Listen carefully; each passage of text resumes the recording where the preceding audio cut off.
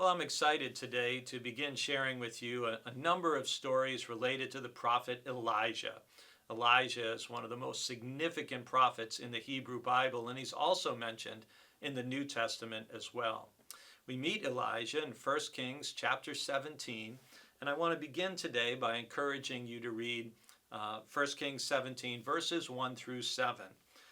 Elijah was from Tishba, so he's known as Elijah the Tishbite, in Gilead, and he goes to King Ahab, who's an awful king, who I'll talk about a little bit in the introduction to my sermon today, and who serves Baal, the god of, not the God of Israel.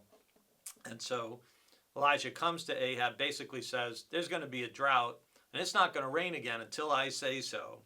And then the word of the Lord comes to him, and the verses for the day are 1 Kings 17, verses 3 and 4. And this is what the word of the Lord says to Elijah. Go from here and turn eastward and hide yourself by the Wadi Cherith, which is east of the Jordan. You shall drink from the wadi, and I have commanded the ravens to feed you there. Wow. There's a lot in this passage, and I've kind of titled this devotion, Following God's Instructions. I know a number of people who have said things to me like, does God speak to you? And I would say, yes, I feel like God communicates with me in ways that I can understand. And sometimes that's in dreams, sometimes it's in visions, sometimes it's through an internal sense, sometimes it's even I feel like I hear instruction. And sometimes people say, I wish God would speak to me. And I look at a story like this in 1 Kings 17 and I say, really? Do you really want God to speak to you? Because just take a couple minutes here to think about what God is instructing or telling Elijah to do. First, he's got to go to the king and give the king a very negative message. There's going to be a drought, and it's not going to rain again until I say so. No crops, no rain means no crops, no food.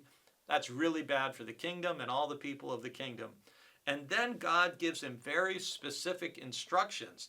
You're going to go from here, turn east, hide yourself by the Wadi Cherith. And part of what God is going to teach Elijah is utter dependence upon God and helplessness and just having to trust God completely. And he goes and does what the Lord tells him to do. And are you someone who likes to plan things? Because if you like to plan and organize things, the idea that you're going to depend on ravens to bring you lunch may not be your favorite plan for lunch.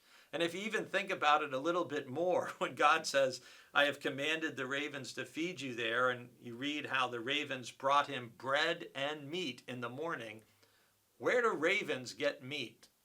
I mean, I don't even want to think about that. Do you? It's like, are they getting roadkill from someone's chariot? Or where are the ravens getting this meat? It's probably not from the grocery store.